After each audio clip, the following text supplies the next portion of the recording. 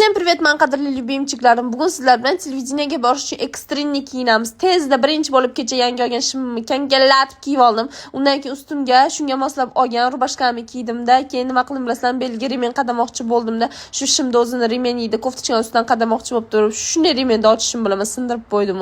Ha, mayli, g'irt palakat qizmanda dedimda, sirazi remenni belimga taqib ko'rmoqchi bo'ldim. Qarasam, vроде normal turadi, vроде normal turmaydi deb o'yladimda, kankillab ketyapti gaplarim ham. Keyin to'xtab turlar, ayniga qarab keladi. Shuni borsam oynaga qarasam, yo'q, u yarashmagan. Keyin aksessuarlarimni olib keldimda. Keyin turna usuldan foydalanib bitta oyog'imni ustiga bujserilar qo'ydimda, sirasi taqishni boshladim. Uzuk taqdim, zirak taqdim, braslet taqdim, bo'ynimga sepochkasini taqdim. Nima deydi, bo'yin turg'ini taqdim. Xullas, men tayyorman deb likkilab oldimda, shuni yugurib bordimda.